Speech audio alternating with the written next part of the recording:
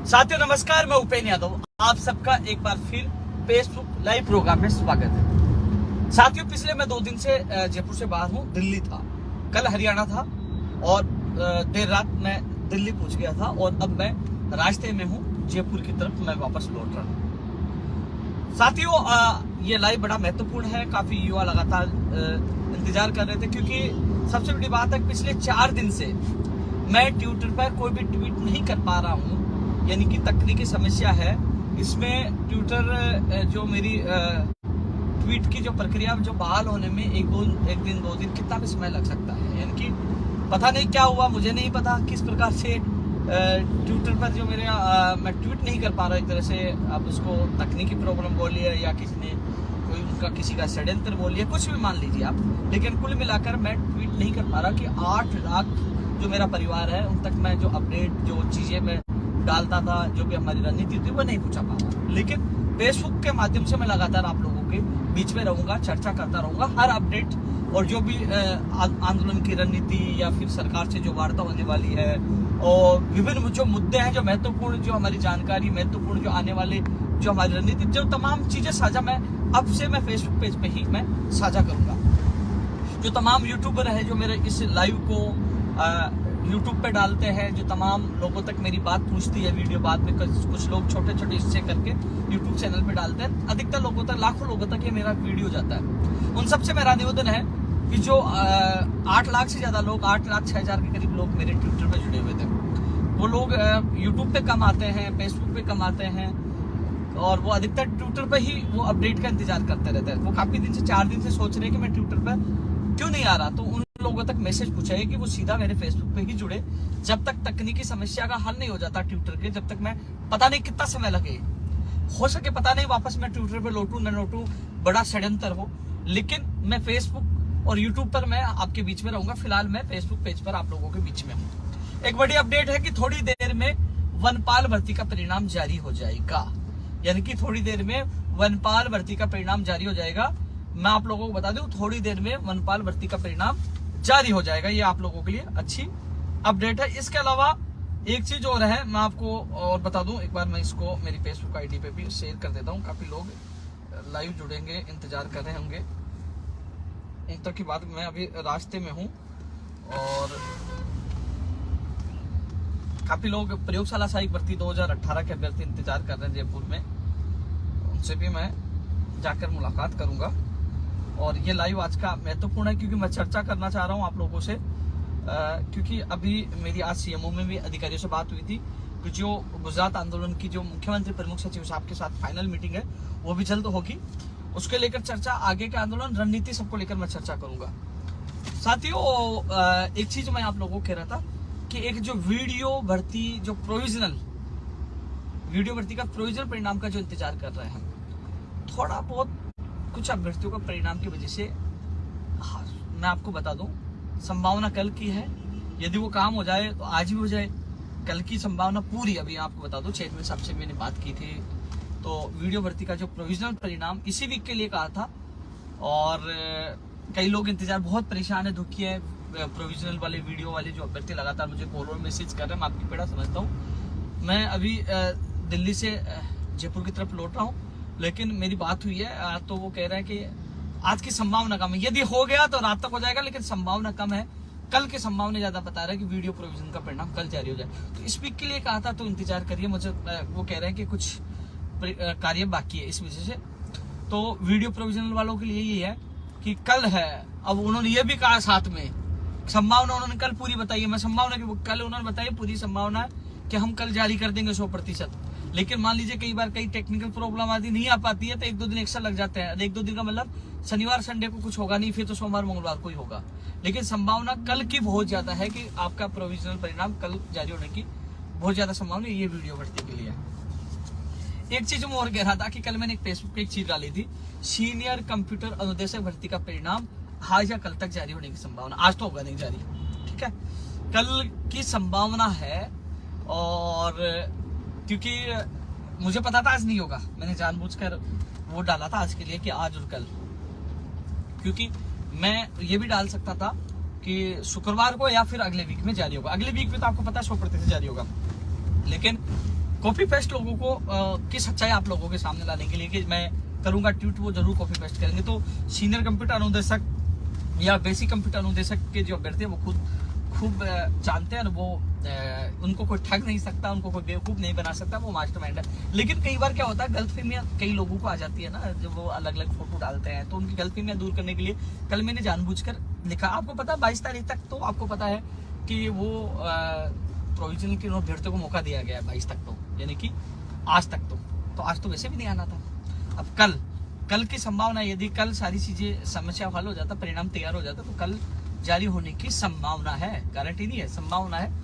नहीं तो अन्य आने वाले वीक में 100% आपका सीनियर कंप्यूटर अनुदेशक भर्ती का परिणाम जारी हो जाएगा। मैं आपको बता दूं, कई लोग जानना चाह रहे हैं कि सीनियर कंप्यूटर अनुदेशक भर्ती का परिणाम कब जारी होगा। मैं बता दूं, कल, आज तो कुछ आज नहीं आएगा, कल की संभावना है 50-50% है कल की, 100% संभावना कल की नहीं है, 50-50 है। अगले वीक में 100% आपका आएगा। लेकिन वो जो मैंने जानबूझकर आज का कल का लिखा था, वो इसलिए कि मुझे पता था कि मैं लिखूंगा तो वो भी जरूर लिखेंगे, जो आपने देख लिया होगा। कॉफी पेस्ट स्थिति आपकी स्पष्ट हो गई होगी, तो ये चीज आपकी स्थिति स्पष्ट हो गई। एक चीज और मैं कह रहा था, वीडियो वाला आप लोगों को बता दिया, वनपाल का परिणाम अभी थोड़ी देर में जारी हो जाएगा। अब एक 82 नंबर वाला जो मामला था, 82 नंबर वाला जो मामला था, हाँ, एक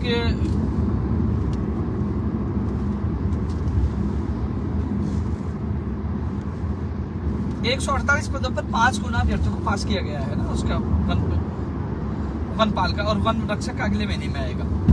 तो लैब असिस्टेंट के लिए, लैब असिस्टेंट और लाइब्रेरियन 2 भर्तियों के दस्तावेज सत्यापन, जो एब्सेंट अभ्यर्थियों के दस्तावेज सत्यापन कब होगा, मैंने एक वीडियो में पहले आप लोगों को बता दिया था। क्योंकि शिक्षा विभाग की जो अधिक कर्मचारी छुट्टी, जो मान लो 25 तारीख से बता रहे 5 तारीख 6 तारीख से ही मुझे जो सूचना मिली है, जो मेरी बात हुई थी, मैं दिल्ली आया था, मैंने बात की थी कि शेड्यूल तो वो आज करें, आज तो मुश्किल लग रहा है, शेड्यूल कल जारी करते हैं, सोमवार मंगलवार कर दे, लेकिन आपको तारीख बताना जरूरी था। शेड्यूल जो आपके दस्तावेज सत्यापन का जो आदेश का जो शेड्यूल जो जारी होना है, कई लोग इंतजार कर रहे हैं कब होगा। हालांकि इसी वीक के लिए कहा था, संभावना कल की, कल आदेश जारी हो जाए, 1-2 दिन के लिए कहा था, मैंने भी ट्वीट करके आपको बताया था, जो अधिकारियों ने बताया मैंने आपको बताया। लेकिन महत्वपूर्ण है कब से शुरू होंगे, तो वो 6 तारीख से बता रहे, 6 जनवरी से प्रस्तावित है, 6 जनवरी से दस्तावेज सत्यापन प्रस्तावित है, जिसमें 2 भर्तियां है, और पीटीआई भर्ती का भी अधिकतर वो डेटा पहुंच चुका है।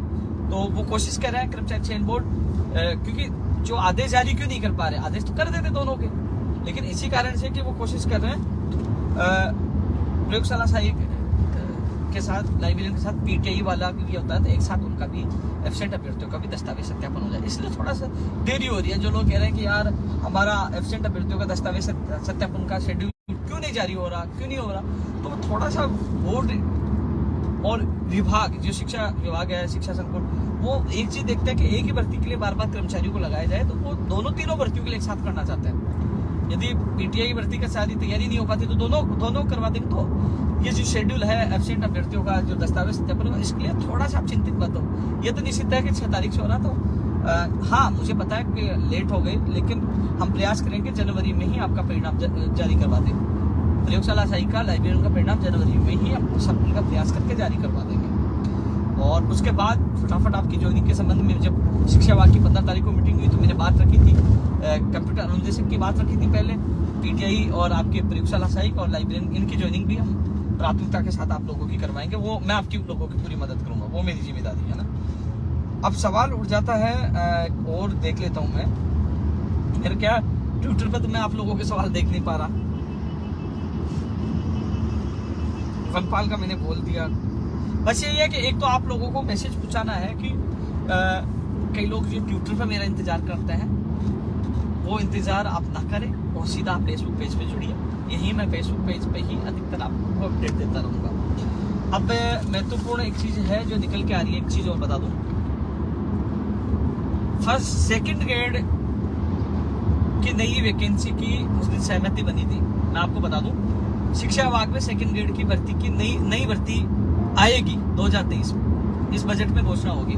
हमने मांग फर्स्ट ग्रेड के लिए की थी, हमने मांग नई थर्ड ग्रेड के लिए भी एक और वैकेंसी, क्योंकि ये एग्जाम होगी तब तक कई पद और रिक्त हो जाएंगे, आपको पता है, रिटायर्ड होते रहते हैं, है ना। तो वो इसके अलावा पीटीआई, प्रयोगशाला सहायक, और आपके पुस्तकालय अध्यक्ष और तमाम नई भर्तियों की बात करें, जो महत्वपूर्ण जो भर्ती है चतुर्थ श्रेणी कर्मचारियों की, जो 18,776 कितने पद बताए थे उन्होंने, ठीक है, और अन्य विभागों में हजारों पद है। तो डीओपी सेक्रेटरी से मीटिंग हुई थी, तो उसमें भी उन्होंने कहा था कि एमटीएस के माध्यम से, एमटीएस की तर्ज पर वो करवा रहे हैं, तो वो उसमें प्रोसेस है कि बजट में बड़ी घोषणा हो सकती है जो मांग कर रहे हैं। साथियों, जो तमाम लोग लाइव देख रहे हैं, मैं आपको बता दूं, चतुर्थ श्रेणी कर्मचारियों की भर्ती पहली बार आएगी। जैसे कंप्यूटर अनुदेशक भर्ती पहली बार राजस्थान में आई, जिसके लिए हमने संघर्ष किया, और चतुर्थ श्रेणी कर्मचारी भर्तियों की मांग को लेकर हम जो गुजरात आंदोलन की जो मांग पत्र था, उसमें भी महत्वपूर्ण ये मांग शामिल थी, और हम लगातार आवाज उठा रहे हैं कि चतुर्थ श्रेणी कर्मचारियों की भर्ती की विज्ञप्ति निकाली जाए, जो लगातार हम मांग कर रहे हैं।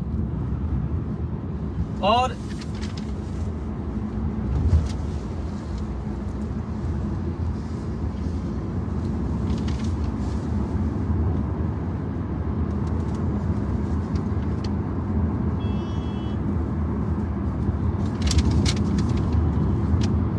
जो चतुर्थ श्रेणी कर्मचारी भर्ती के अलावा जो एलडीसी की बड़े पदों पे है, वो भी हम कोशिश कर रहे हैं। तो वो भर्ती तमाम नई भर्तियां विभागों में रिक्त जो पद है, कोई सा विभाग हो, इस बजट में बड़े पदों पर आए। जो पहले वाली भर्तियां पूरी, उसके लिए लगातार हम संघर्ष कर रहे हैं। साथियों, एक चीज और मैं बता दूं कि जो पंचायती राज जयन भर्ती, कंप्यूटर अनुदेशक भर्ती में शिथिलता, कनिष्ठ अनुदेशक, मित्र ऑपरेटर और जो तमाम और मुद्दे हैं, जो अभ्यर्थी हैं जो जुड़े हुए हैं, आज ही मैंने मुख्यमंत्री जी के जॉइंट सेक्रेटरी साहब से बात की है। वो कह रहे हैं कि जल्द ही मुख्यमंत्री प्रमुख सचिव के साथ हमारे प्रतिनिधि मंडल की, जो 7 सदस्य प्रतिनिधि मंडल की वार्ता होगी, जल्द ही वो तिथि फिक्स होने वाली है, वो जल्दी हम लोगों को बता दिया जाएगा।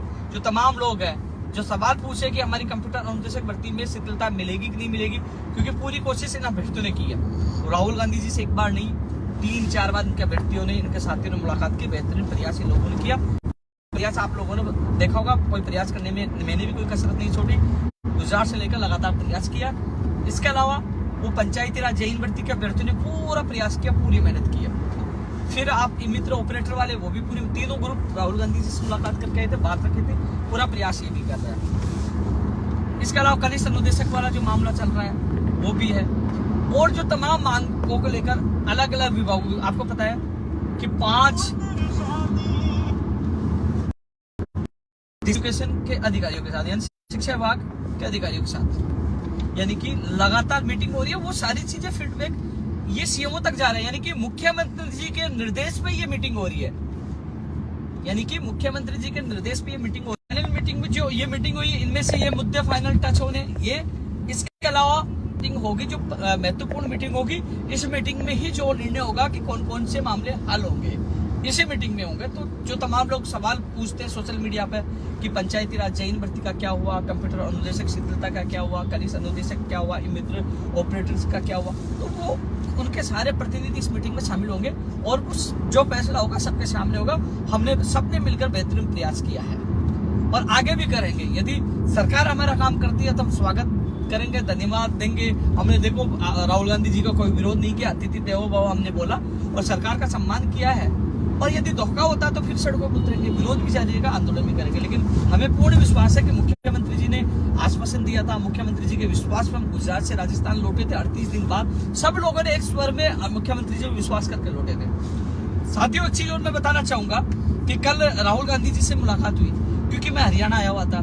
हरियाणा में हमारे कई मित्र थे। हरियाणा में लोगों ने यह कहा कि अही रेजिमेंट्स के लिए मिल रहे थे, बोले आपको भी हम साथ लेके जाओ। क्योंकि मैं दिल्ली आ रहा था, हरियाणा में दोस्त से मिलने आया था, तो उन्होंने कहा आपको चलना चाहिए। तो मैं राहुल गांधी जी से केवल उन साथियों के आग्रह पे मैं उनके साथ गया, मिलने गया था, ज्ञापन देने गया। मुझे पता है हमारे अलग अलग भर्तियों के डेलीगेशन ने राहुल गांधी जी से मुलाकात की है, ज्ञापन दिया है। मेरा मानना यही है कि जब मुख्यमंत्री जी से गुजरात मिले हैं, मुख्यमंत्री जी के अधिकारियों से मीटिंग हो रही है और जल्द मुख्यमंत्री जी प्रमुख सचिव से मीटिंग होगी और मुख्यमंत्री जी से भी हमारी मुलाकात होगी। तो जब मुख्यमंत्री जी से जब मैं विश्वास मुख्यमंत्री जी पे कर रहा हूँ, आप और हम विश्वास करके मुख्यमंत्री जी से गुजरात से वापस यहाँ लौटे हैं, तो जब तक मुख्यमंत्री जी से फाइनल मीटिंग नहीं हो जाए, मुख्यमंत्री प्रमुख सचिव साहब से मीटिंग नहीं हो जाए फाइनल, तो हम लोग उन पर अविश्वास नहीं व्यक्त कर सकते।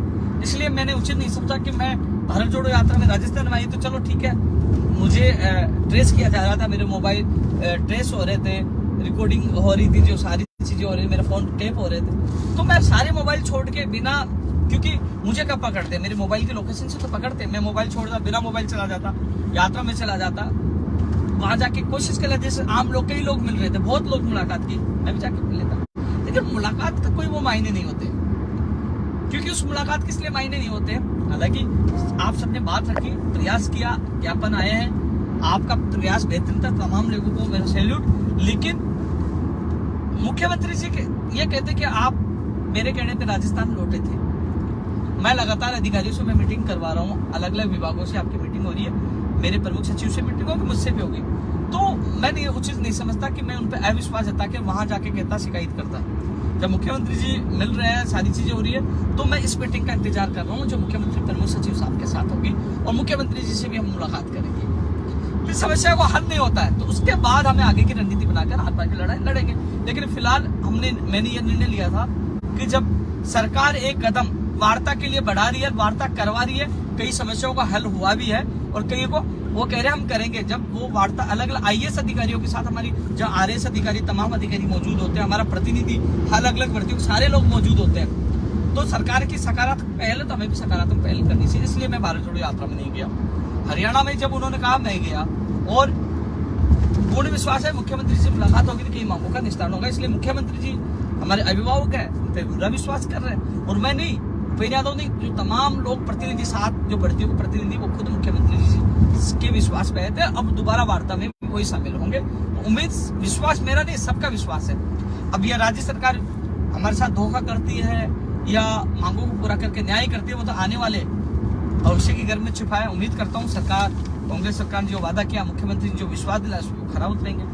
तो साथियों, मीटिंग अलग अलग विभागों हो चुकी है। अब मीटिंग के लिए आज मैं आपको बता दूं, उन्हें मैंने निवेदन किया था, उन्होंने कहा कि जल्द ही आपकी मीटिंग का समय दे दिया जाएगा, तो तमाम प्रतिनिधि, जो तमाम भर्तियों के लोग शामिल होंगे। पंचायती राज जैन भर्ती की जो अभ्यर्थी हैं, मैंने कई बार इनको ग्रुपों में अवगत करवा दिया, क्योंकि ये पहले बजट की घोषणा है, कनिष्ठ अनुदेशक पहले बजट की घोषणा है। जैसे जो 4 प्रमुख मुद्दे जो मैं आपको चर्चा करना चाहूंगा, कंप्यूटर अनुदेशक भर्ती में शिथिलता, यानी कि हम सरकार से मांग रहे हैं शिथिलता दो, निवेदन कर रहे हैं कि पेपर कठिन आया, ये निवेदन कर रहे हैं, मांग रहे हैं, ठीक है। दूसरा, ई मित्र ऑपरेटर वाला, ये भी उनको न मानदेय मिला, वो चीजें, सारी चीजें हैं जो इन लोगों को कहा गया था आपको पूरा मानदेय दिया जाए, कई उनके मांगे हैं। लेकिन जो कंप्यूटर, जो कनिष्ठ अनुदेशक है, पंचायत राज जैन भर्ती है, कई ऐसे मामले जो लिखित समझौता है, मंत्रियों को समझौता, कई समझौता है, और इनमें तो सरकार की घोषणा है, क्योंकि ये सरकार के द्वारा कहा गया हम करेंगे, तो इसके लिए तो जिद है और सरकार को करना पड़ेगा। तो कई जगह तो सरकार की जो बात कही है, सरकार ने वादा किया है, तो उसमें तो सरकार का कथनी और करनी मंत्र होता है। कई जगह हमें शिथिलन मांग रहे हैं तो हम निवेदन कर रहे हैं, तो दोनों कई चीजों मंत्र होता है। लेकिन ये मीटिंग महत्वपूर्ण होगी, पूरी ताकत के साथ। आपको पता है कि आपने देखा होगा कि इससे ज्यादा मेरे साथ क्या बुरा होगा, आप सोचिए। निर्दोष व्यक्ति 10 दिन में जेल में रहा, जिसमें FIR में नाम नहीं, आपने देखा होगा, चालान में नाम नहीं, 10 दिन रहा। जहाँ नशेड़ी रहते थे उनके साथ मुझे रखा गया, चलो ठीक है, किया संघर्ष। फिर मेरा ट्विटर आपने देखो 4 दिन से बंद पड़ा है, क्या षड्यंत्र पता नहीं, वो हैक हो गया, क्या हो गया, देख ले स्थिति है। तो मैं हर चीज, हर गम, हर दर्द सहन करके फिर भी मैं लड़ रहा हूँ, और लड़ूंगा। तो साथियों, इस लाइव के माध्यम से मैं आपको बताना यही चाह रहा था कि जो बोर्ड की जो सूचना सहायक भर्ती है, उसके लिए कह रहे थे, सूचना सहायक भर्ती के लिए मैं आपको बता दूं, इसकी विज्ञप्ति चेयरमैन साहब, सही है यार, मेरा भी मानना है। मैं यदि CM साहब से मुलाकात होगी तो मैं ये भी कहूंगा कि कम से कम इनके पास पूरा स्टाफ, कर्मचारी चयन बोर्ड के पास पूरा स्टाफ होना चाहिए, पूरा स्टाफ ही नहीं। अब एक चीज बताओ कि अब लोग जब जो कर्मचारी लगे, मोटर वाहन उपनिरीक्षक भर्ती की अलग जांच करेंगे, इन जो अलग अलग भर्तियां, स्टाफ एक है, वो एक स्टाफ कैसे सारी भर्तियों का एक साथ निस्तारण करे, कैसे करे? और देरी होने का कारण, परिणाम देरी जारी होने में देरी का कारण सबसे बड़ा यही है। तो स्टाफ की संख्या बढ़ाई जाए, यह निवेदन हम मुख्यमंत्री जी से करेंगे, जिससे भर्ती परीक्षा का परिणाम जारी हो। सूचना सहायक भर्ती के लिए मैं मिल के आया हूँ दोबारा, उन्होंने कहा कि देखो हम एग्जाम तो मई जून के बाद ही करवाएंगे, या मई जून में, या मई जून के बाद ही होगी सूचना सहायक भर्ती की एग्जाम। तो अभी एग्जाम में समय है, तो हम लोग ये छोटे मोटे जैसे वीडियो का प्रोविजनल है, पशुधन सहायिका जारी कर ही दिया, तो और जैसे रीड में भी कई समस्याओं को लेकर वो कर रहे हैं। तो सारी चीजें हैं कि बोले कि हम समस्याओं का हल कर रहे हैं, हमारे पास स्टाफ कम है, तो आप थोड़ा सा इंतजार करिए, इस महीने में विज्ञप्ति जारी कर देंगे। उन्होंने कहा इस महीने में सूचना सहायक भर्ती की विज्ञप्ति हम जारी कर देंगे। हमने आपको कहा था फर्स्ट या सेकंड वीक में सूचना सहायक भर्ती की विज्ञप्ति जारी हो जाएगी। अरे एक वीक ज्यादा लग जाए, थर्ड वीक में हो जाए, तो विज्ञप्ति इस महीने में जारी कर देंगे, क्योंकि एग्जाम में समय लगेगा। तो उन्होंने बताया कि हाँ, और लोग भर्तियों को हम नहीं छोड़ सकते हैं, आप बता दीजिए हम सूचना सहायक भर्ती में लग जाएंगे, इन भर्तियों को छोड़ दें। कई चीजें उनकी समस्या मैंने भी समझी, तो इस महीने में सूचना सहायक भर्ती की विज्ञप्ति जारी हो जाएगी। 5 दिन लेट हो जाए तो इस पर ध्यान नहीं देना, तैयारी आप जारी रखो, इस महीने में सूचना सहायक भर्ती की विज्ञप्ति जारी हो जाएगी। वही बेसिक कंप्यूटर अनुदेशक भर्ती परीक्षा का परिणाम कब जारी होगा, तो मैं आपको बता दूं, ये आने वाली वीक में स्थिति स्पष्ट हो जाएगी। जो इनके जो फॉर्म चेक हो रहे हैं, अभी तक पूरे चेक नहीं हो पाए, पूरे चेक होने के बाद जो प्रोविजनल जो जैसे इसमें सीनियर में सूची डाली थी, तो उसके बाद वो पता चलेगा कि कितने लोगों को लोग प्रोविजनल इसमें शामिल होंगे, क्या है, सारी स्थिति स्पष्ट आने वाली वीक में हो पाएगी। और परिणाम तो जनवरी में ही जारी होगा। तो आने वाली वीक में स्थिति स्पष्ट हो जाएगी कि बेसिक कंप्यूटर अनुदेशक भर्ती का परिणाम जनवरी के फर्स्ट वीक में होगा, सेकंड में होगा, थर्ड वीक में होगा। वो आने वाली वीक में स्थिति स्पष्ट हो पाएगी, जो मैं स्थिति आपको स्पष्ट कर दूंगा, मैं आप लोगों को बता दूंगा। साथियों, एक 82 नंबर वाली जो बात है, मैं एक चीज बता रहा था कि मुझे एक लड़के ने मैसेज किया कि भैया 82 वाले नंबर का आप सपोर्ट नहीं कर रहे हो, आप जिंदा हो या मर गए। मुझे मैसेज कर रहा व्हाट्सएप पे कि आप मर गए या जिंदा हो, आप हमारी हेल्प क्यों नहीं कर रहे। हम जो रीट में 54.5% है, उन लोगों को सपोर्ट क्यों नहीं करे कि नॉर्मलाइजेशन की वजह से हमारे नंबर कम हो गए थे। ST, SC, OBC और EWS अभ्यर्थियों की ये समस्या है। ये मुझे मैसेज किया, शायद वो मेरा ये लाइव में देख रहा होगा। मुझे अफसोस हुआ कि ऐसे व्यक्ति जिनको बिना कहे, एक अभ्यर्थी मेरे पास आया था, एक, कि भैया ये हमारे हाईकोर्ट ने निर्णय दिया है हमारे पक्ष में और शामिल करने के लिए कहा है, आप मदद करिए। मैं खुद चेयरमैन महोदय कर्मचारी चयन बोर्ड के हरिप्रसाद शर्मा जी से मिला, फोन पे बात की, मैं मिला, उनको ज्ञापन दिया, माध्यमिक शिक्षा बोर्ड के अधिकारियों से बात की उनके सामने, अभ्यर्थियों के सामने, और अभ्यर्थियों की सीएमओ में सीएम जॉइंट सेक्रेटरी से मीटिंग करवाई। मैं खुद गया, मैं खुद ज्ञापन दे के आया, और मैंने बीकानेर निदेशालय के निदेशक महोदय जी से बात की, उस 15 तारीख की मीटिंग में बात रखी। यानी कि माध्यमिक शिक्षा बोर्ड, कर्मचारी चयन बोर्ड, सीएमओ और शिक्षा विभाग, यानी कि चारों जगह मैंने बात की, चारों जगह ज्ञापन दिया, चारों जगह मैंने बात रखी। ये कहा कि इस पे जल्द उच्च स्तरीय फैसला लिया जाएगा। यानी कि ये मामला निदेशक महोदय जी ने कहा मेरे हाथ में नहीं है, मैं निर्णय नहीं लूंगा, ये तो उच्च स्तर का मामला, शासन का मामला। बोर्ड के चेयरमैन साहब, आज चेयरमैन साहब से मेरी बात हुई थी, चेयरमैन साहब खुद इस चीज को लेकर चिंतित है कि मुझे भर्ती परीक्षा समय पे करवानी है, यानी कि 26, 27, 28 फरवरी को मुझे एग्जाम करवानी है।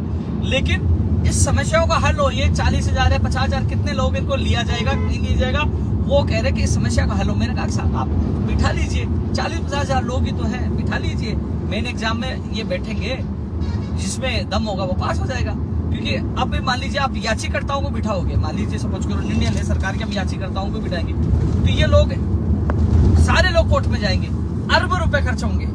याचिकर्ता कितने लोग, आप सभी को बिठा लीजिए, जो हाईकोर्ट का आदेश है उसको सबके लिए लागू करिए। मैंने बात मजबूती से रखी, लेकिन उसके बावजूद मुझे मैसेज करके कह रहे हैं कि आप मर गए या जिंदा हो यार। अरे भाई, चारों जगह मैंने आपकी बात रखी, आपके प्रतिनिधि मंडल को सीएमओ लेके गया, उनको मिलवाया है, और आपके प्रतिनिधि जो अभ्यर्थी है, पीड़ित अभ्यर्थियों के सामने मैंने बात की है। उसके बावजूद इतनी मैंने मदद कर दी। अब निर्णय शिक्षा विभाग के उच्च अधिकारी को लेना है। मैंने फिर आज सुबह मुख्यमंत्री जी के अधिकारियों को मैंने फोन किया, मैंने न्यू दिन के साथ इस पर निर्णय करिए, तो उन्होंने कहा कि बात कर रहे हैं, क्योंकि SCS शिक्षा विभाग छुट्टी पे है, 25 तारीख को आ रहे हैं, लेकिन जो उनकी जगह अतिरिक्त प्रभार दिया गया है दिनेश कुमार जी को, उनसे भी चेयरमैन साहब ने बात की है। यानी कि अब इसमें निर्णय 1-2 दिन में होने वाला है। 82 जो 54% वाले मामले में 1-2 दिन में, यानी कि या तो कल तक हो जाएगा या अगले वीक में। शनिवार और संडे को कोई अधिकारी बैठते नहीं, कार्यालय नहीं खुलता, तो या तो कल तक स्थिति स्पष्ट हो जाएगी इस महीने में, या चेयरमैन साहब ने आज कह रहे थे चेयरमैन साहब कि इसमें हम कोई रास्ता निकाल रहे हैं। कर्मचारी चयन बोर्ड के चेयरमैन साहब हरिप्रसाद शर्मा जी वो खुद कह रहे हैं कि हम कोई अगले वीक में इस पर निर्णय होगा, ज्यादा समय नहीं लगेगा, या तो आजकल में कुछ हो जाएगा नहीं, अगले वीक में 82 नंबर यानी कि 54% वाले मामले में निर्णय हो जाएगा। आपके इंतजार, मैंने मेरी भी तरह से मदद कर दी, लेकिन मदद करने वालों के यार कम से कम आप जिनको आप वोट देते हैं, एमएलए हैं, सांसद हैं, मंत्री, उनको कहिए यार क्या हमारे साथ। मैं तो यार खुद चलकर खुद की गाड़ी का डीजल खर्च करके जाकर आपकी मदद कर रहा हूँ, बात कर रहा हूँ। मैं कर्मचारी चयन बोर्ड भी गया हूँ, सीएमओ भी गया हूँ, माध्यमिक बोर्ड भी बात की है, मैंने बीकानेर बात की, जितनी लोग कह रहे थे। बेसिक के लिए मैं बोल चुका हूँ, कंप्यूटर अनुदेशक, सीनियर बेसिक सबके लिए मैं बोल चुका हूँ, जो देखना चाहिए वो देख लेना। पशुधन सहायक वाला आ गया, मोटर वाहन उपनिरीक्षक वाला मैंने ट्वीट कर ही दिया था, अब वो आपने आज न्यूज़पेपर में देखा होगा। अब ये कमेटी बनी है, विभाग ने आदेश जारी किए हैं, वो आदेश मैंने ट्वीट किया है, मैंने अधिकारियों से बात की थी, क्योंकि मोटर वाहन उपनिरीक्षक वाले जो मामले में चेयरमैन साहब से जो अभ्यर्थी सुमित जहांगीर जो आए थे उसके साथ मुलाकात की थी ना, अभी जाके आए थे, तो चेयरमैन साहब ने कहा था कि आप विभाग में बात करो, तो मैंने विभाग के अधिकारियों से बात की, तो उसके बाद वो आदेश जारी हुआ है। अब आगे की प्रक्रिया शुरू हो रही है। सूचना सहायक के लिए मैंने बोल दिया, वीडियो प्रोविजन के लिए बोल दिया, पीटीआई के लिए बोल ही दिया। अब मैं धीरे धीरे क्या है कि मैं जयपुर की तरफ प्रस्थान हो रहा हूँ, तो आप लोगों से बात कर लेता हूँ, क्योंकि काफी लोग ट्विटर पर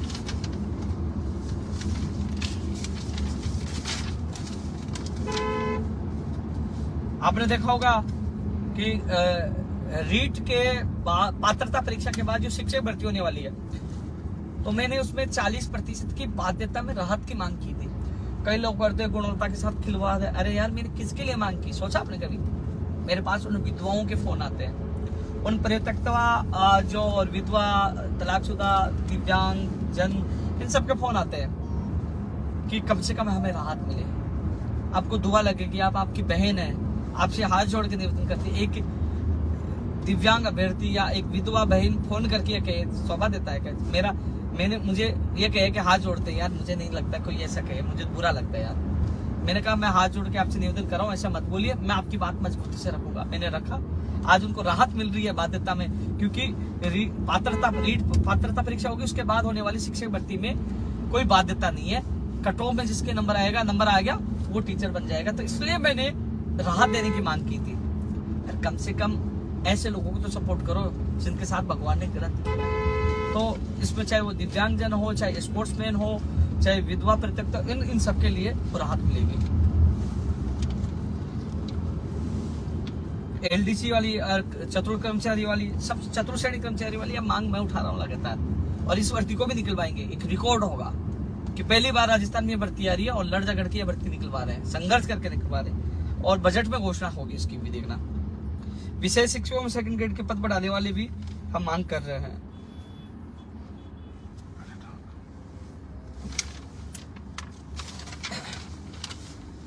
अध्यापक भर्ती में पदों की संख्या बढ़ाई जाए। उस दिन जो मीटिंग में सरप्लस है। अब कोई बता रहे एडिशनल मामला सुप्रीम कोर्ट में क्या है कि वो मामले का निस्तारण हो जाता है, उन्होंने कहा, तो फिर हम उस पर निस्तारण होने के बाद ही स्थिति स्पष्ट होगी पदों को लेकर। ये उन्होंने कहा। लेवल 2 में पद बढ़ाने की मांग हमने की थी पहले भी। एक चीज बताओ, पहले अचानक 6000 पद कम कर दिए, फिर हमने संघर्ष किया, 1500 पद बढ़े। अरे यार कुछ तो बढ़े, कम कर दिए फिर ऐसे थोड़ी बढ़ते हैं, हर चीज के लिए संघर्ष करना पड़ता है, और भी हम संघर्ष करेंगे और पदों की संख्या बढ़ाई जाए। महात्मा गांधी इंग्लिश मीडियम स्कूलों में 10,000 पदों पर ये संविदा पे निकाल रहा है। उस दिन मीटिंग में ये कह रहे थे कि हमारे पास निर्देश संविदा के मिले हैं, लेकिन हम स्थायी भर्ती की मांग कर रहे हैं। हम तो स्थायी भर्ती की मांग कर रहे हैं, और मुख्यमंत्री जी से जब मुलाकात होगी तो यही कहेंगे साहब आप संविदा पे नहीं, स्थायी भर्ती पर जो महात्मा गांधी इंग्लिश मीडियम स्कूलों में 10,000 पदों पर स्थायी भर्ती निकाली जाए, इसकी हम मांग कर रहे हैं।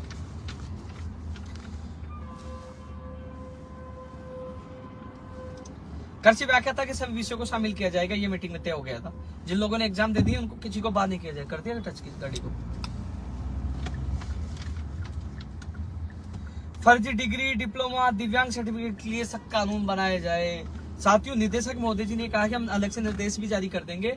जब भी दस्तावेज सत्यापन होंगे तो हम लोग विशेष मेडिकल टीम लगाकर दिव्यांग, कई लोग फर्जी है ना, वो सर्टिफिकेट ले आते, दिव्यांग सर्टिफिकेट, और जो वास्तविक पीड़ित दिव्यांग अभ्यर्थी उनके हक को वो छीन रहे हैं, खा रहे हैं। तो इसके लिए कहा कि हम लोग जब भी काउंसलिंग होगी, दस्तावेज सत्यापन होंगे तो मेडिकल जांच करवाएंगे, ये उन्होंने विश्वास दिलाया है। सेकंड गेट 2016 की जो पिकअप लिस्ट है, जैसे एसएसटी की आ गई थी, उसकी ज्वाइनिंग के लिए भी अभ्यर्थियों को कॉल मैसेज आ रहा है कि फॉरम आरपीएससी से बीकानेर नहीं भी जाएंगे, वो भी मैं बात करके भी छूंगा और जो बाकी विषय के लिए भी मैं प्रयास करूंगा। रीट 2016 के लिए उन्होंने मना कर दिया कि डीओपी ने मना कर दिया है। बजट में फर्स्ट गेट, सेकंड गेट और इन भर्तियों की घोषणा के लिए उनका पदों की संख्या वो उन्होंने कहा कि दोबारा आपको बताएंगे। हम लोग सूचना मांग रहे हैं फर्स्ट गेट के कितने पद खाली रहेंगे इस वैकेंसी के बाद, सेकंड गेट, सारी चीजें हम सूचना मांग रहे हैं। तो हम कोशिश करेंगे कि इस बजट में first gate, second gate, third gate, PTI इन भर्तियों की घोषणा भी हो। ये चीजें हैं। मैं एक चीज और बता दूं,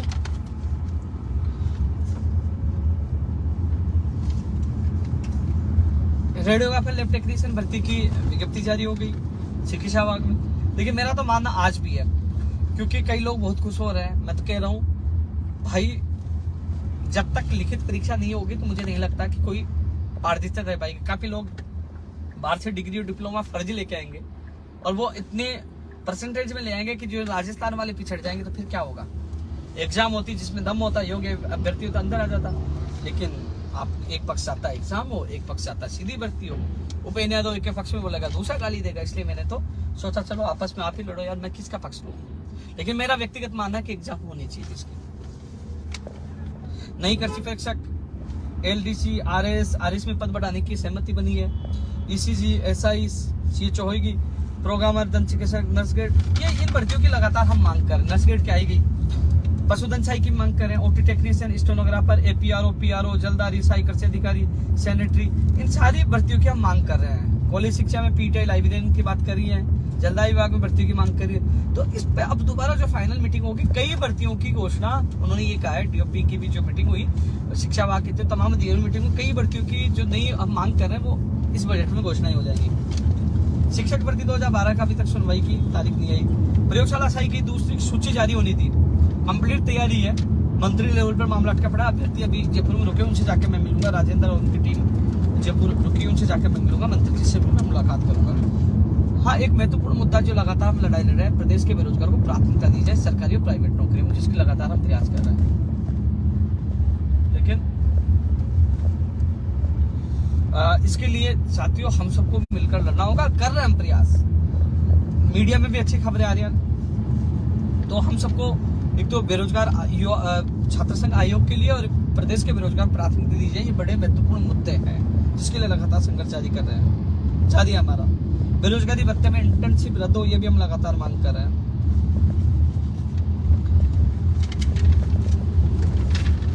सीईटी से जूनियर अकाउंटेंट, एलडीसी, पुलिस सबको बाहर करने की मांग मैं पहले भी कर रहा था, लेकिन डीओपी इसको मानने के लिए तैयार नहीं है। गलत बात है। ओबीसी आरक्षण की विसंगतियां दूर होना कोई बड़ी चीज नहीं। जो नेता कह रहे हैं हमारी संघर्ष की जीत होगी, अरे ये तो पहले दिन से अधिकारी करने के लिए तैयार थे। 5 मई को हम मिले थे, वो कह रहे थे कि हम विसंगति को दूर कर देंगे। विसंगति तो दूर कर हो गया।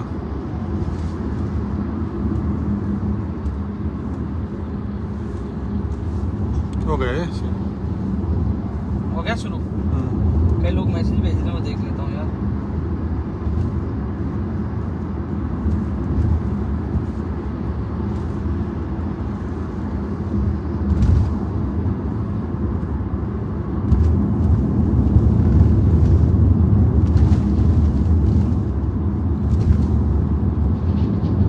तो साथियों, लगातार मैं आप लोगों से चर्चा कर रहा था।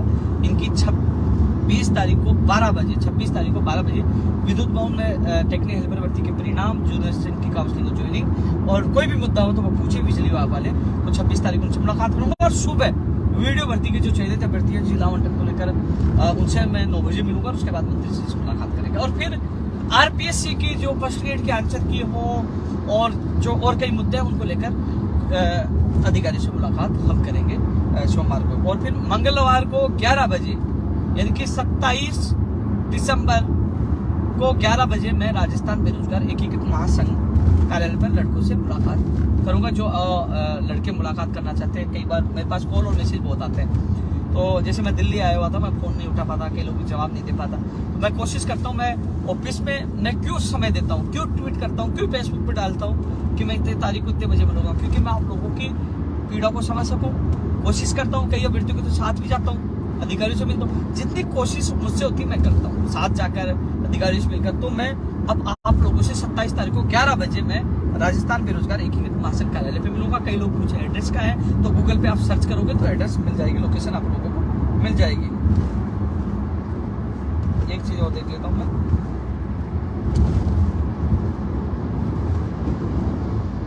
किसी ने मैसेज भेजा कि एक लड़के जो मैं अभी 82 नंबर वाली बात कर रहा था, तो कह रहे कि हम सब परेशान हैं, वो सबको उल्टा बोलता है। अब मैं फेसबुक पे एक बार कमेंट भी पढ़ लेता हूँ किसी का आए तो भाई। मेरा साथी रविंदर थोड़ा सा परेशान है, इसलिए परेशान हो गया कि थक गया, पकड़े हाथ में मोबाइल है उनके, और हम चलते चलते लाइव कर रहे हैं। मैं दिल्ली भी जाके आया हूँ, तो कुछ समझते हो कि मैं रुकने वाला नहीं है, कुछ ना कुछ। तो इंटरव्यू था मेरा राजस्थान तक पर नोएडा में, वो इंटरव्यू देके आया हूँ मैं, और कुछ विशेष महत्वपूर्ण और थे मुद्दे उनको लेकर। मैं भी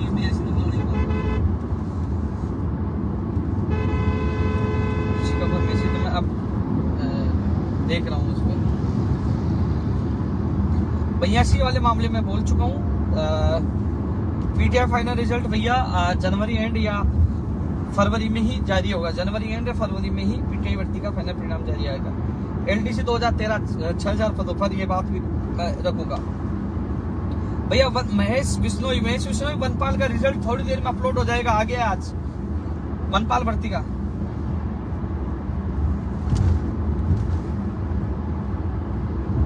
फार्मासिस्ट भर्ती के लिए जो 2000 पदों पर एग्जाम की जो बात हुई थी, वो मैंने सीओ में अवगत करवा दिया है। जो समझौता हुआ था मैंने अवगत करवा दिया है कि जो 2000 पदों पर बाद में की वो बात जो उन्होंने समझौता किया वो मैंने बात रख दी है।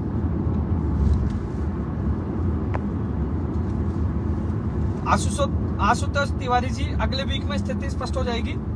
बीसीआई का परिणाम कब आएगा? फर्स्ट वीक में आएगा, सेकंड वीक में आएगा, थर्ड वीक में आएगा, आने वाली वीक में पता लग जाएगा। और परिणाम जल्द जारी हो। अटक गया क्या भैया?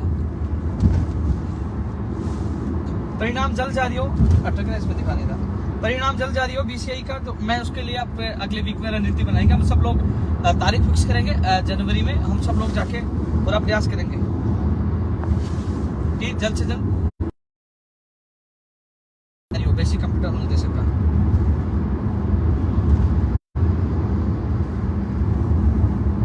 प्रकाश जी मैं निकल गया, अब तो राजस्थान में ही एंट्री हो चुका हूं मैं। ओपी गुजर भाई, कंप्यूटर अनुदेशक भर्ती के बारे में मैं बोल चुका हूं, और मैं अभी बेरोड से 19 किलोमीटर दूर हूं, क्योंकि अभी कुछ अभ्यर्थी प्रयोगशाला सहायक भर्ती के चिकित्सा विभाग वाले के अभ्यर्थी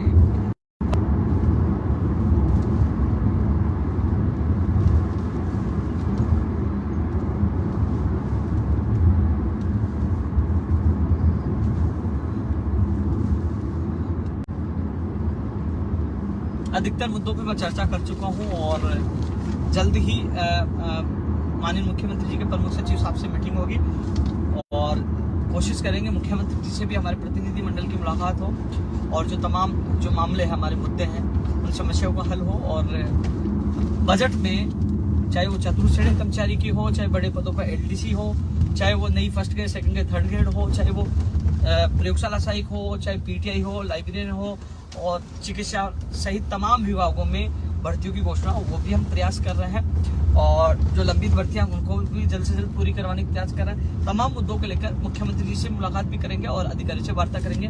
उम्मीद करते हैं कि ये वार्ता बेहतरीन हो। जितना मुझसे प्रयास हो रहा, मैं प्रयास कर रहा हूँ साथियों। और 9 फरवरी को पूरे राजस्थान में एक योजना है, न्याय एवं रोजगार 2 यात्रा, जो तमाम राजनीतिक पार्टियों को चुनौती देते हुए, क्योंकि साथियों हर बार क्या होता है कि हम लोग जाति और धर्म के नाम पे बढ़ जाते हैं। इस बार मैं चाहता हूँ ये चुनाव हो रोजगार और नौकरी के नाम पर। हम सब युवा आवाज बुलंद करेंगे कि हम युवा उसी के साथ जाएंगे जो नौकरी और रोजगार के लिए लड़ेगा। तो ये मुद्दा बनाकर मैं पूरे राजस्थान में यात्रा शुरू करूंगा। कौन से जिले में क्या वो अपडेट दे दूंगा, लेकिन मैं कोशिश करूंगा हर ग्राम पंचायत में, क्योंकि काफी लोग युवा सोशल मीडिया पे जुड़े हैं, वो कहते हैं कि मैं उनके बीच में आऊँ, तो कोशिश करूंगा गाँव में आऊंगा तो आपके बीच में रहूंगा, आपके घर रहूंगा, आपके ही खाना खाऊंगा, वहीं रुकूंगा। कोशिश करूंगा हर ग्राम पंचायत पे पूछने की, यानी कि करीब 7-8 महीने का ये दौरा रहेगा, ये यात्रा रहेगी, तो आपके बीच में आऊंगा। ये भी एक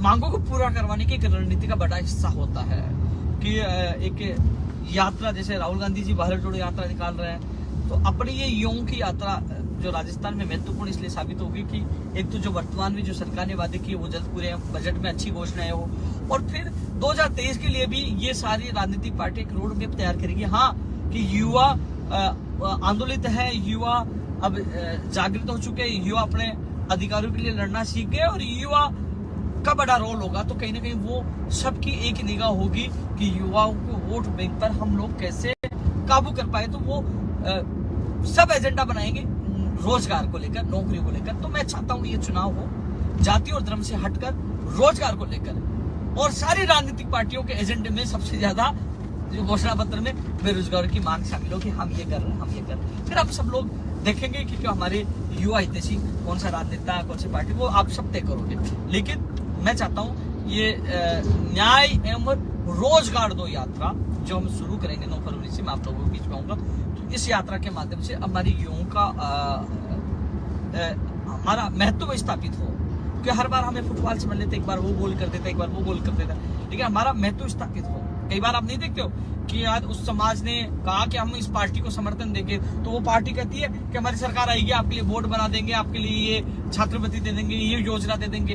तो वो जिस प्रकार को घोषणा करते, क्यों? क्योंकि उनके पीछे वोट बैंक होता है, उनको पता है, उनकी एकजुटता होती है, उनकी ताकत होती है कि हाँ उन्होंने हम लोग इनके लिए करेंगे तो ये हमें समर्थन देंगे। तो ऐसे ही हमारी एकजुटता होगी, ताकत होगी, तो सब राजनीतिक पार्टियों को घोषणा करने के साथ साथ उनको धरातल पे काम करना पड़ेगा। हाँ, कि यूथ का वोट चाहिए तो हम लोग यूथ के लिए ये कर देंगे, बेरोजगार को प्राथमिकता दे देंगे, ये सारी कई चीजें हैं, उन लोगों को एहसास करवाएंगे अपनी ताकत में। इस यात्रा का उद्देश्य ये होगा। और साथियों, लगातार आप लोगों से मैं चर्चा कर रहा हूँ, जब भी मुख्यमंत्री प्रमुख सचिव साहब से मीटिंग का समय मिलेगा तो आप लोगों को मैं आपको बता दूंगा, जो अलग अलग व्यक्ति के साथ सदस्य जाएंगे। और मैं आपने देखा होगा कि देखिए हमारे आंदोलन की, हमारा संघर्ष का और भूपेंद्र यादव की क्या विशेषता आप देखना, क्योंकि विशेषता क्या है, कई लोग कहते हैं अब 20 हमारी 20 सूत्रीय मांग पत्र को लेकर 38 दिन तक आंदोलन हुआ, वहां 4 या 5 भर्ती के लोग थे, 6 के मान लो, 7 के मान लो, जो भर्तियों के लोग थे उनका प्रतिनिधि वार्ता में, चाहे मुख्यमंत्री जी से मुलाकात का समय हो, वार्ता का समय हो, या अधिकारियों से, वो जाते हैं, वो अपनी बात प्रत्यक्ष में रखते हैं, और उनका अधिकार भी है। मैं कहता हूं आपकी बात खुद रखो, और जो कुछ होता है उनके सामने होता है, जो भी बात, समझौता, वार्ता जो भी होता है वो खुद अभ्यर्थी करते हैं, भूपेंद्र यादव नहीं करता, वो खुद करते हैं। ठीक है, धोखा उनके साथ होता है तो मेरे साथ भी होता है, काम होता है, खुशियां उनको मिलती है तो मुझे मिलती है, उनकी खुशी मेरी खुशी है। लेकिन जो और मांग रह जाती है, जिनका विश्वास मेरे ऊपर है, जो प्रतिनिधि के रूप में उस वार्ता में शामिल नहीं हो पाता, तो उनकी मांगों के लिए देखिए, मैंने कहा साहब ये लोग तो आ गए, ये लोग तो आगे, लेकिन और मांगों का जो अभ्यर्थी जो हमसे जुड़े हैं, उनका विश्वास है, उनका प्रतिनिधित्व मैं कर रहा हूं, उनकी मांग भी पूरी होनी चाहिए। तब यह तय हुआ था कि जो और मांगों से जुड़े विभागों की हम मीटिंग करवाएंगे, यानी कि अन्य जो मांगे थी, जो 7 प्रमुख रूप से जो शामिल लोग थे, वो अपनी बात खुद रख गए, दोबारा उनको फिर मौका मिलेगा। लेकिन जो जिन भर्तियों के प्रतिनिधि वहां शामिल नहीं थे, उनकी मांग मैंने रखी। साथ मैंने कहा कि साहब कम से कम ये अभ्यर्थी पे अपनी बात रख सके, ये अभ्यर्थी पे अपनी बात रखे। तो उन्होंने कहा कि हम विभाग अनुसार, पहले चिकित्सा विभाग, फिर आपने कार्मिक विभाग, और फिर आपने शिक्षा विभाग, यानी कि तीनों विभागों से मीटिंग करवाई। तो मैंने कोशिश की, इन तीनों विभागों की जो मीटिंग हुई, तो इनसे जुड़े अभ्यर्थियों को साथ ले जाकर उनकी बात अधिकारियों के सामने, इनके द्वारा, पीड़ित अभ्यर्थी के द्वारा अधिकारियों के सामने अपनी बात रखवानी, क्योंकि उसको भी लगे कि हाँ कोई है जो मेरी बात सीधे रखवाने की हिम्मत रखता है, मेरी पीड़ा पूछाने की हिम्मत रखता है, साथ बिठाकर हल करवाने की मैं कोशिश करता हूँ यार। ठीक है ना, वो लोग सवाल उठाए 20 मांग, तो 20 मांग भी है, तो 20 मांगों को लेकर अलग अलग जो आईएएस अधिकारी, आरएस 5-5, 6-6, 7-7 आरएस अधिकारी भी, आईएएस अधिकारी बैठते हैं, उनके सामने कोशिश कर रहा हूँ, प्रयास कर रहा हूँ। और आप पता है कि अधिकतर प्रयास सफल भी होता है, कहीं असफल भी हो जाता है, मैं इंसान हूँ, लेकिन मेरे प्रयासों में कोई कमी हो तो बता दो। तो ये है, ये अलग पहचान है कि कोई व्यक्ति वहां मौजूद नहीं भी रहता है, तो जो मांग पत्र मांगों के लिए, उन बेरोजगारों के सपनों के लिए मैं लड़ता हूँ, मैं आवाज उठाता हूँ। और जब तक मैं, आपको पता है 2 बार मैं राजस्थान बेरोजगारी की मासल छोड़ चुका हूँ, कोई नया कोई अध्यक्ष आया नहीं, मजबूरी में मुझे संभालना पड़ा। मैं पहले कह चुका था कि ये जो गुजरात दांडी यात्रा, ये आंदोलन मेरा अंतिम होगा, कि मैं ये आंदोलन अंतिम होगा कब तक मैं, लेकिन मैं ये चाहता हूँ कि जो ये 2023 के चुनाव हो वो रोजगार को लेकर, नौकरी लेकर है। और मैं चाहता हूँ कि हाँ, इस यात्रा के दबाव में एक ये मुद्दा बने, युवाओं के लिए महत्वपूर्ण ये घोषणा करे, युवाओं के लिए कुछ अच्छा हो। मेरा सपना यार, आज ये घोषणा कोई पार्टी कर देती है, ये दबाव में, यात्रा के दबाव में कह देती है कि राजस्थान के बेरोजगार को प्राथमिकता दी जाएगी, 10 नंबर बोनस या कुछ भी, प्रतिवर्ष जो रिटायर्ड होगा हम भर्तियां निकालेंगे, कई कानून, कई चीजें, ये चीजें हो जाती तो यार मुझे भी सुकून होगा कि हाँ यार, मेरे संघर्ष में जब अध्यक्ष था तो मैंने ये किया। हालांकि आपको पता है, आज नहीं तो कल यात्रा के बाद, ये तो निश्चित है, ये यात्रा मेरा अंतिम होगी। यात्रा में आपसे जो लोग नौकरी लगे, 2 लाख से ज्यादा कर्मचारी लगे, उनसे मुलाकात का मुझे मौका मिलेगा कि हाँ भाई, वो संघर्ष मेरे साथ नौकरी लगने के बाद नहीं मिल पाते, कई युवा, उनके परिवारजनों, कई लोगों का आशीर्वाद मिलेगा, प्यार मिलेगा, उनसे मिलूंगा। उसके बाद आपको पता है कि मैं अभी नया अध्यक्ष से, उसके बाद आपके सामने कोई भी, आप में से कोई भी आ सकता है, लेकिन ये मेरा सपना है कि इस बार चुनाव जो हो नौकरी और रोजगार के नाम पर जाति और धर्म से हटकर हो, और इस बार सभी राजनीतिक पार्टियां कहे कि हमारी सरकार को लेकर आए, हम आपके लिए करेंगे, हमारी पार्टी को लेकर हम आपके लिए करेंगे। वो खुद कहे, आपकी ताकत को पहचाने। युवाओं का एक महत्व स्थापित करना चाहता हूँ, कुछ कराना चाहता हूँ, और उसके बाद मैं भी अपने परिवार के साथ जीवन बिताना चाहता हूँ, क्योंकि फरवरी में 11 साल हो जाएंगे।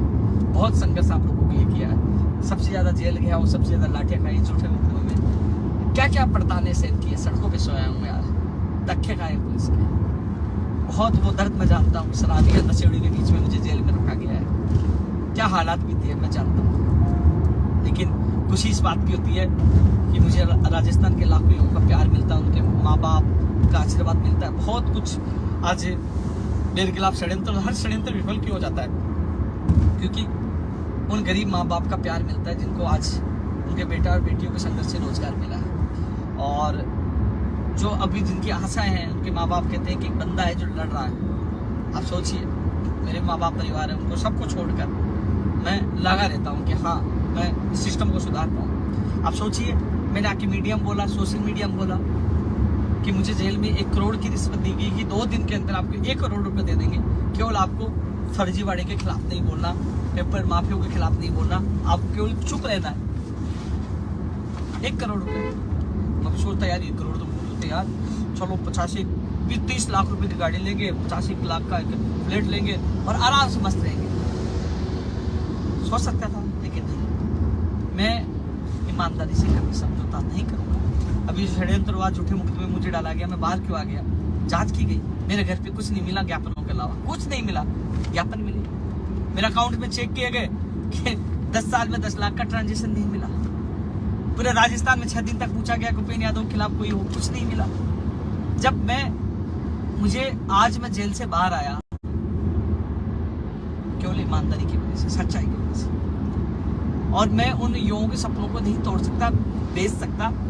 1 करोड़ क्या, मुझे 1000 करोड़ दे दे तो न बिकने वाला हूं, न चुकने वाला हूं। जब रक्षक ही बक्षक बन जाएगा तो क्या होगा इन नेताओं में और मेरे में अंतर क्या होगा, कोई अंतर नहीं होगा। इसलिए मैं अपने आप को नहीं, युवाओं के सपनों को नहीं बेच सकता। मैंने ठुकराया, उसको कहा, जेल के अंदर बोला मैंने कि आप मुझे 1 करोड़ क्या 10 करोड़ दे दिए, मैं बिकने वाला नहीं, न चुकने वाला। इसलिए साथियों, इस चीज से स्थिति स्पष्ट ये हुई कि जो जेल में मुझे रिश्वत दे रहे हैं वो कह रहे हम तो बाहर आ जाएंगे, यानी कि नेताओं से उनका गठजोड़ है, उनका व्यापार है, उद्योग है, कितना उनको हौसला उनको मिला हुआ है नेताओं से। इस गठजोड़ को मैं खत्म कर पाऊँ, लीक मुक्त राजस्थान बना पाऊँ, युवाओं को समय पर रोजगार दिला पाऊँ, ये मेरा सपना है। लड़ रहा हूँ आप लोगों के लिए। जो जिम्मेदारी MLA की, जो जिम्मेदारी विश्वविद्यालय है उनके अध्यक्ष की जो जिम्मेदारी थी, छात्र संघ अध्यक्ष उनकी जिम्मेदारी थी, सांसद की जिम्मेदारी थी, मंत्री जो नेताओं की जिम्मेदारी थी, वो जिम्मेदारी पहली बार राजस्थान बेरोजगारी की महासंघ मैं लड़ रहा हूँ, क्योंकि मैं किसान के बेटा हूँ, मैंने दर्द देखा है, मैंने आंसू देखे हैं, तो मैं उनकी पीड़ा जानता हूँ। इसलिए मैं धक्के खा के, पुलिस के लाठियां खा के, जेल जाकर सब कुछ सहन करके मैं सड़कों पे फिर आता हूँ कि चल मेरे एक संघर्ष से किसी परिवार को खुशियाँ तो मिलेगी। तो साथियों, लगातार मैं प्रयास कर रहा हूँ, संघर्ष कर रहा हूँ, वार्ता का कई जिन लोगों को परिणाम मिल जाता है वो खुशियाँ उनके घर में आ जाती है, जिनको नहीं मिलती। क्योंकि दुविधा ये भी है ना कि भर्तियाँ अनेक है, समस्या अनेक है, लड़ने वाला एक अकेला है। मेरी क्या दुश्मनी है यार, एक समय तो मैंने कांग्रेस को समर्थन दिया था। ऐसे भी दिग्गज जो पूर्व मंत्री है पीसीसी गोविंद डोटासरा जी है, मेरे ऑफिस भी आए थे, अच्छे संबंध थे, बहुत अच्छे संबंध थे। और भी कई मंत्रियों से अच्छे संबंध थे, सीएम साहब से भी अच्छे संबंध थे, कई आईएएस, कई अधिकारियों से अच्छे संबंध थे। आप सब सोचिए, केवल आप लोगों के हितों की रक्षा के लिए, आपकी मांगों के लिए कि नहीं हो रहा, सरकार ने धोखा किया, मैं हर व्यक्ति से क्यों झगड़ रहा हूँ? क्यों व्यक्तिगत से मैंने संबंध खराब किए? क्यों लड़ रहा हूँ? क्यों पेपर माफियों को अपना दुश्मन बनाया? आप लोगों के लिए आप सोचिए। नहीं तो मेरी किससे क्यों दुश्मनी होती है? क्यों मेरा व्यवहार बिगड़ता किसी से? केवल आप लोगों के लिए, आपके भविष्य के लिए, आपके सपने के लिए लड़ रहा हूँ। नहीं तो दुनिया यह है कि दुनिया जाइए बाहर में, मेरा मतलब साबित होना चाहिए। ऐसे लोग हैं इस दुनिया में, केवल युवाओं के नाम पर दो भाषण देते हैं, अच्छी अच्छी बातें करते हैं कि युवाओं के साथ है। विधानसभा में जोर से आवाज उठा लेते हैं कि देखो युवाओं के साथ ये हो गया, वो हो गया। अरे यार, जब युवा सड़कों पे रहते हैं, जेल जाते हैं, दांडी यात्रा में सड़कों पे सो रहे थे, पेपर लीक हो रहे थे, रो रहे थे, तब ये नेता गायब हो जाते हैं। क्यों चुप हो जाते हैं? या एक दिन आते हैं, दूसरे दिन गायब हो जाते हैं। आपने देखा पिछली सरकार थी, 5 साल में सड़कों पे रहा। ये सरकार है 4 साल कंप्लीट हो गई है, एक तरह से हो गई, तो मैं सड़कों पे लड़ रहा हूँ आप लोग। हाँ, ये पता है, मैं लाइव के अंत में ये कहूँगा, जिस प्रकार षड्यंत्र मुझे जेल में डाला गया, जो एफआईआर में चालान में नाम नहीं था,